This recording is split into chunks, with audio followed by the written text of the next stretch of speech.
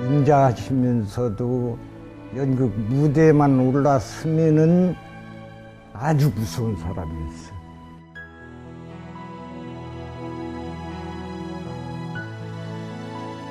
뿌리를 보면은 가끔씩 이렇게 욱하는 그런 것들이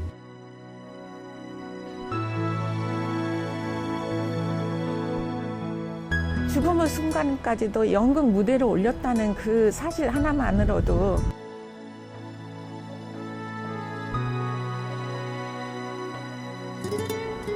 저는 지금 전주 채령공원 입구에 와 있습니다. 제 뒤로 보이는 흉상은 전북 연극의 아버지로 불리워지는 박동화 선생이십니다. 그는 좋은 무대를 선보이기 위해서 배우들에겐 더없이 엄격한 분이었지만 연극을 위해서라면 무엇이든지 버리고 희생했던 바보 같은 사람으로 기억되고 있습니다.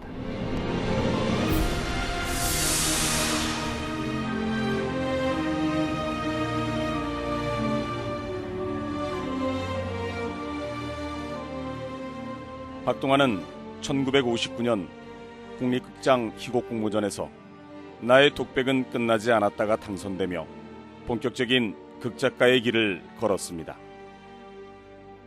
그 뒤로부터 2년 뒤인 1961년 전주극장과 1위 삼남극장에서 이 극을 무대에 올리게 되는데 이로써 전북에서도 현대 연극의 막이 오르게 된 거지요. 그는 20여 년 동안 무려 40여 편의 작품을 선보인 탁월한 작가 겸 연출가였습니다. 박동화 선생은 전북 현대 연극사의 출발점이라고 볼 수가 있겠죠. 해방 이후에 사실 불모지나 다름없었던 지방 연극, 특히 이제 전라북도 연극은 거의 기록이 미미하거든요. 6.25 전후 영화의 중심지가 되기도 했었고 또 그런 의미에서 연극 활동이 미미하게나마 좀 있어 왔지만 본격적으로 극단 활동 또 연극 활동이 지속적으로 이루어진 것은 박동화 선생님 때부터라고 얘기할 수 있겠습니다. 박동화 선생의 고향은 전남 목포로 젊은 시절 시인을 꿈꾸던 문학 청년이었습니다. 이 유달산과 진섬에서 보이는 모든 것은 한편의 시요 음악이라네. 이 유달산과 진섬은 내게 아리따운 새로운 세계를 가져다 주었네. 이 친구들 또 시야.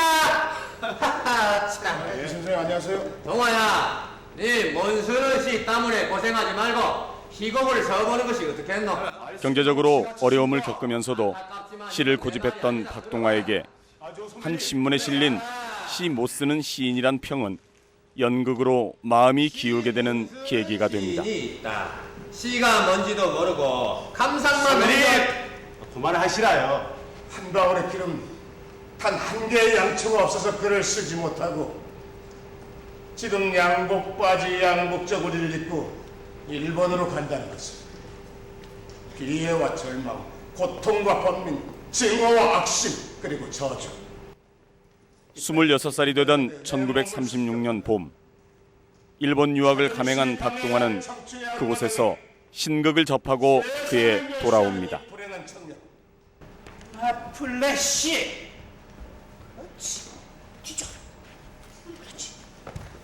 본격적으로 희곡 작가의 길을 가려고 결심한 그는 무대에도 직접 서게 되는데요.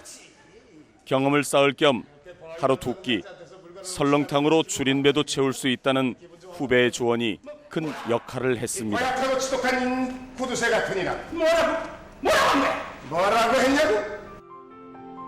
그 이듬해에는 고향인 목포로 내려가 호남 평론을 발행하던 잡지사에서 일하게 됩니다. 내가 매 회마다 호남 평론에 사용하는 필명이 몇 개인 줄 아시는가? 남촌, 이석, 문영. 그래도 그 근사한 필명이죠. 그는 호남 평론의 첫 희곡 수의 후를 발표하면서 박덕상이란 본명 대신 박동화라는 필명을 사용하게 되는데요. 조선 총독부의 서슬퍼런 검열을 피하기 위한 방편이었습니다. 그것도 있잖아. 생.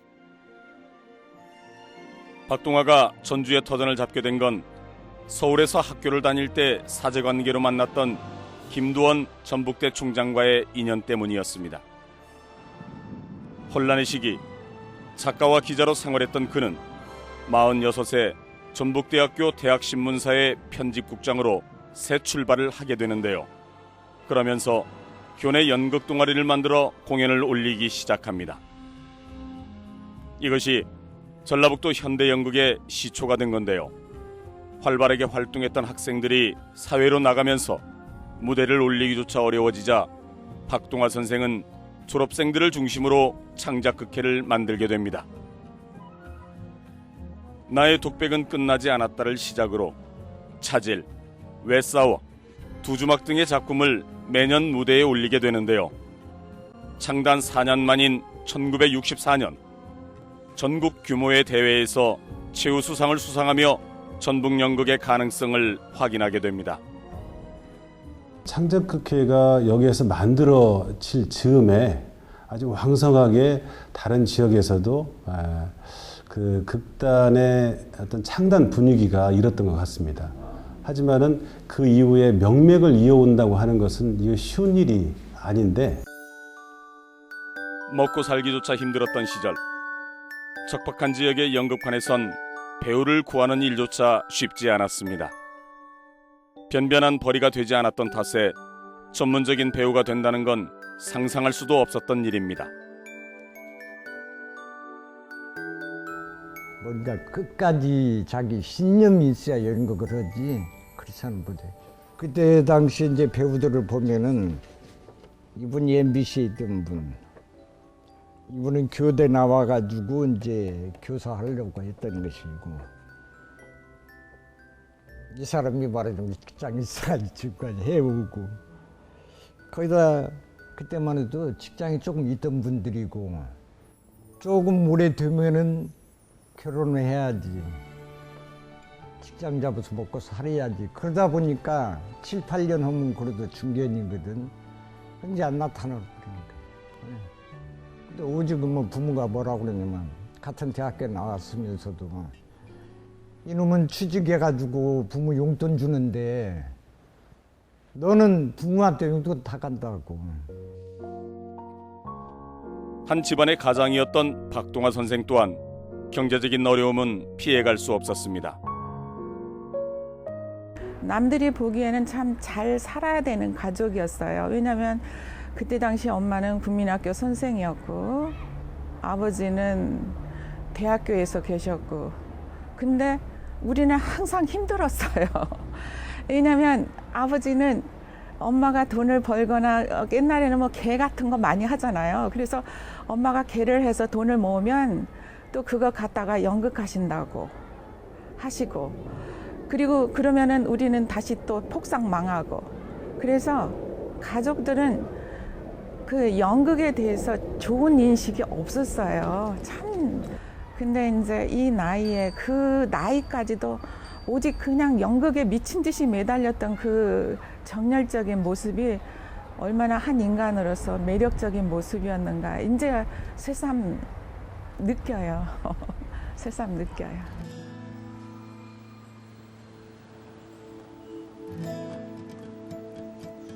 전주의 구도심에 자리한 창작소극장. 이 건물 2층엔 박동화 선생과 후배들이 만든 창작극회가 있습니다. 그 사이 진범이 잡히기도 했고 진범들은 자신들이 진범이라고 자백을 하기도 했습니다. 저게 누군디? 잉? 저기 부산서 온 아저씨인데 할머니를 찾아왔다면서 만나야 된다고 여기까지 올 줄 몰랐네. 할머니 만나면 절부터 한다 그랬어. 젊은 연극인들의 열기가 좁은 연습실을 뜨겁게 달구고 있는데요. 연기 지도를 하고 있는 이는 전북 연극의 맏형격인 조민철 전 전라북도 연극협회장입니다. 그에게 연극계의 대선배인 박동화 선생은 조금 각별한 의미입니다. 뭐 박동화 선생에 관해서는 제가 연출도 몇 번 해봤고, 그 다음에 직접 주인공으로 그의 작품에 출연한 바도 있고, 그리고 선생님을 기리는 작품의 1, 2탄의 주인공들을 연속으로 했습니다. 그런데 느꼈던 건 참 출연하면서 동화되기가 수월했어요. 저하고 성격이 좀 비슷한 측면이 많아서 때로는 다소 고집스러운 측면도 있고, 하나는 연극에 소위 시쳇말로 꽂혀서 나이 들 때까지 쭉 변함없는 생활을 유지를 했다는 거 하나. 그리고 불의를 보면은 가끔씩 이렇게 욱하는 그런 것들이 작품을 통해서 비춰지는데 실상 그랬다고 생각하고. 이놈이 국가를 위해서 일을 해요? 그 시커먼 배뜨기 만지면서 말을 해 이놈아! 뭔지 이런 무식한 고로! 아 이건 무식하다지만 니놈처럼 불량하지는 아니야. 나 선량하게 살아왔어! 그의 이름을 전국에 알리게 된 첫 작품 나의 독백은 끝나지 않았다는 박동화의 사회를 향한 날카로운 풍자를 담고 있습니다.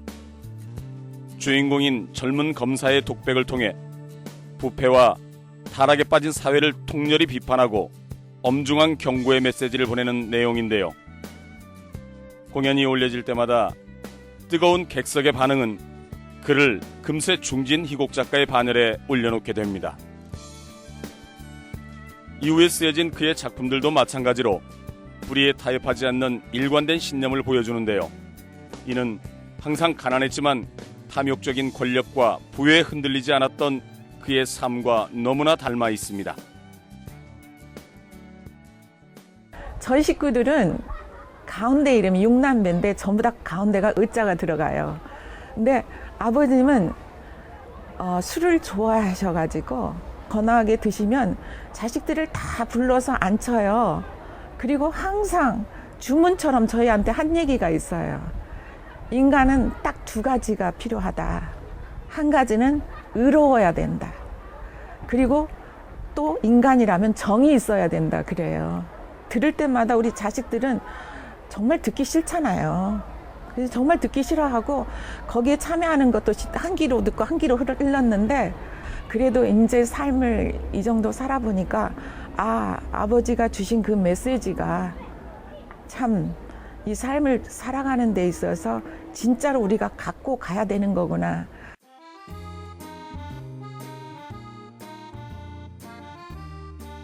선생의 사회에 대한 비판은 정치와 경제, 교육 등 분야를 가리지 않았습니다. 여우는 독재자의 고위 하수인인 이철수 일가의 몰락을 그린 작품으로 자유당 시절 권력을 남용한 이기붕을 풍자해 이슈가 되기도 했습니다.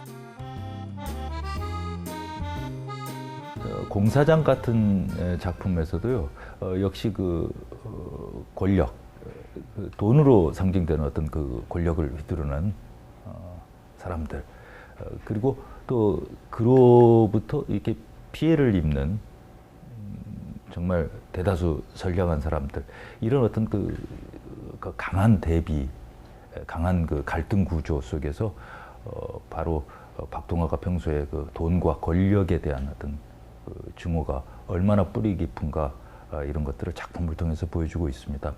이런 어떤 작품 세계는 계속해서 이어져서 사실은 뭐 지금 우리가 살고 있는 사회도 마찬가지지만 지금 우리의 사회까지 관통되고 있는 정신이라고 이렇게 얘기할 수 있겠습니다. 박동화! 본명 박덕상! 1911년 전라남도 영암 출생, 1948년 목포 상어박혀 시운동 사건 가다. 김철진과 배침을 기억하나? 너무 겁내지 말게. 이것 때문에 자네를 부른 것은 아니니까. 대체 무슨 죄로 나를 여기까지 끌고 온 것이오? 죄? 준항전도 당신이 하면 좌익인 걸 모르나? 이몽룡이 암행어사로 출두해서 관할을 때려부수고 관리인 변학도에게 테러를 가하지. 1942년 봄 32살이 되던 해 그는 사상극을 썼다는 이유로 좌익으로 몰리고 광주 학생운동에 가담한 전력과 호남 평론에 글을 썼다는 죄목으로 수감 생활을 하게 됩니다. 그러면서 일제와 친일파에 대한 증오심을 갖고 살게 된 거지요. 이 정도면 사상이 무난하다는 증거야. 33세 박동환은 운명적인 사랑을 만나게 되는데요. 13살의 나이 차이를 극복하고 부부의 연을 맺게 됩니다. 린텔리가 왜 하필이면 극작을 시작했어요? 린텔리 무슨 설렁탕 한 그릇 때문이라고 하면 농구로 알잖아.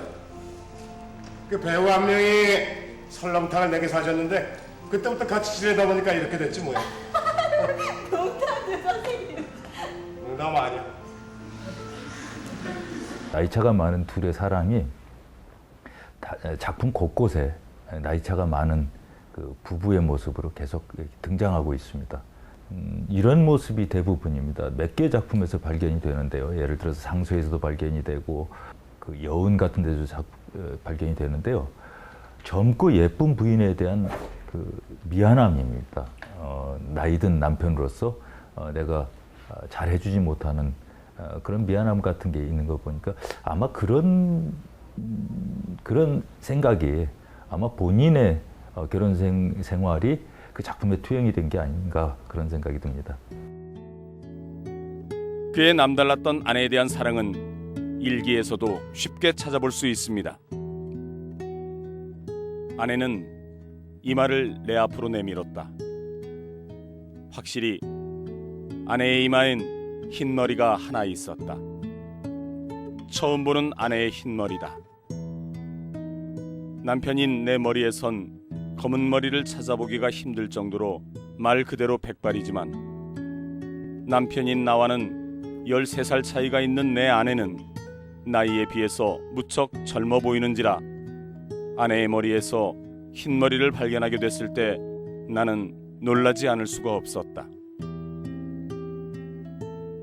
우리는 생각할 적에 그렇게 연극한다고 파탄되고 못하고 그러면은 항상 찡찡하고 우울할 것 같은데 항상 엄마는 항상 행복했어요.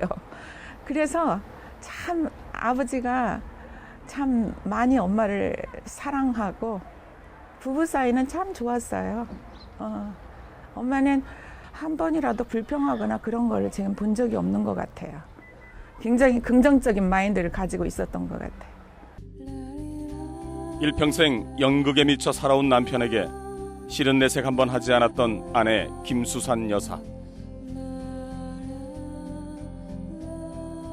그런 내조가 있었기에 펜을 잡기 힘들 만큼 몸이 안 좋을 때도 작품을 써내려갈 수 있었습니다. 나이가 들면서 열정이 식어갈 만도 하지만 그는 오히려 정반대였습니다.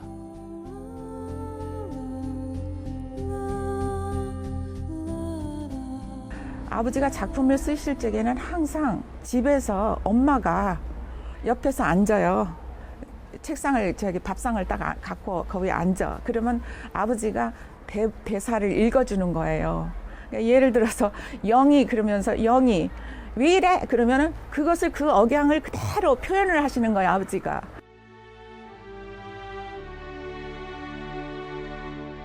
연극인인 아버지를 때론 미워하기도 하고 때론 선망의 눈으로 바라보기만 했던 둘째 딸. 그녀도 운명처럼 무대에 섰습니다. 그 연극하는 그 자체보다도 그 암울한 시대에 우리 시대 그 108년 그 시대에 암울한 시대에 바깥에는 암울한데 그 연극하는 속에 있게 되면은 그 열정이랄까 그 순수함이 저는 좋아서 그것이 좋아서 항상 다시 시작하고 그랬던 것 같아요.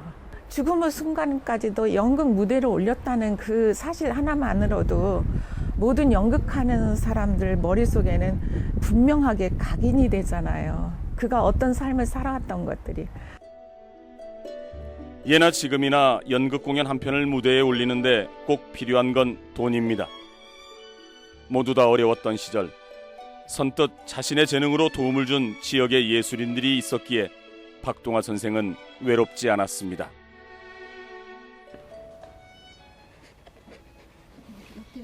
이게 여태명 씨인데 옛날에는 하반영 선생님이 무대를 전부 해주셨어. 그때만 해도 이제 하반영 선생님이 극장에서 그림 그리시고 그러면서도 박동환 선생님 꼭 가서 부탁을 해놓으면은 매일 왔다 갔다 했으니까 무대가 어떻게 얼마나 그려졌는지 가서 확인하고 오는 게 나였어. 또 극장에 가가지고 그게 다 됐습니다. 하방 선생님 이렇게 무대를 하시다가 그분이 이제 그만두시고 나니까 여태명 씨, 효봉 그분이 내가 또 이제 대표할 때 여태명 씨가 세트를 좀 많이 좀 해주시고 그때만 해도 세트보다도 거의다가 호리전트 천에다가 배경을 그리는 거야. 그래 천을 이제 올렸다 내렸다 이렇게 해가지고 했던 분이. 슬프면서도 즐겁게 하란 말이야. 사람은 죽었어도 떠나는 사람, 보내는 사람 모두가 행복한 거야. 선생님. 흥분은 금물입니다. 진정하세요. 야 이놈아, 내가 화장해. 선생님. 1978년 68의 박동환은 자신의 마지막 작품 등잔불을 무대에 올린 뒤 지병인 간경화로 생을 마감하게 됩니다. 이쪽으로 오세요. 10사람, 100사람의 의사보다도 나에겐 이 무대가 필요해. 선생, 이 상태로는 도저히 안 되겠습니다.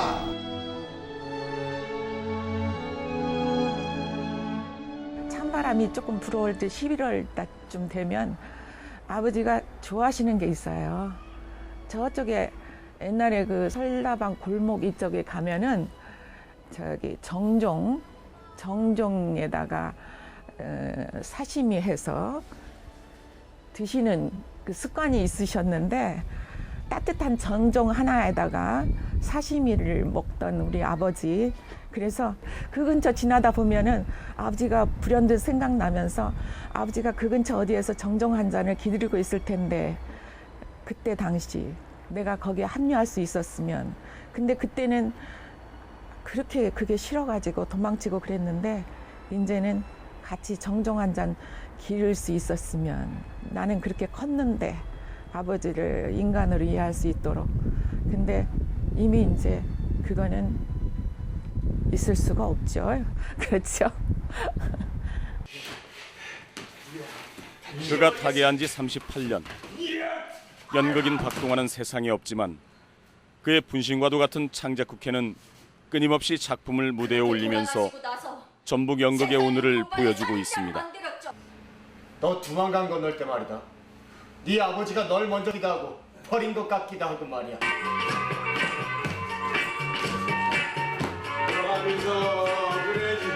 그분은 인생을 이 황무지에서 연극이라고 하는 이 싹을 틔웠던 분이거든요. 상작극회가 다른 극단이 전혀 없었을 때 1호 극단으로 전라북도에 생겨났죠. 그리고 56년이라고 하는 세월을 이어왔습니다. 한 단체가 1년, 2년을 순조롭게 진행하기가 쉽지 않습니다. 현재 150여 작품을 만들었다고 하는 것은 1년에 3작품 정도를 한 해도 쉬지 않고 끊임없이 이어오고 있다고 하는 이 부분이 다른 극단과 차별이 될 것이고 그 다음에 본보기가 될 것입니다. 분명하게 우리 현대 전북 연극사에 아주 큰 주춧돌이 됐고 그로 인해서 기둥이 세워지고 또 좋은 집이 세워지는데 큰 일을 한 그런 분으로 기억이 돼야 될 거라고 생각합니다. 동아야, 네 감옥소 생활에 몸도 상하고 그랬으니까 쉬면서 희곡을 써보는 것이 어떻겠노? 글쎄요. 제가 조선민중에게 너희들은 철저하게 일본 국민이 되어야 된다. 너희들은 대일본 제국의 2등 국민이 되어야 된다. 이렇게 쓰란 말입니까? 가장 척박했던 격동의 시대를 살아온 연극인 박동화. 그가 우리 사회를 향해 던진 메시지는 여전히 큰 울림으로 다가오고 있습니다. 수많은 작품을 통해 자신이 버티고 살아온 삶의 아픔과 한국 현대사의 단면을 보여준 박동화. 전북 연극의 시작과 중심이었던 그 이야기와 작품은 후배들에 의해서 전주 연극 무대에 그대로 이어지고 있습니다. 전북의 자랑스러운 문화예술인이자 전북 현대 연극의 선구자로서 우리 모두 이제 그를 기억해야 하지 않을까요?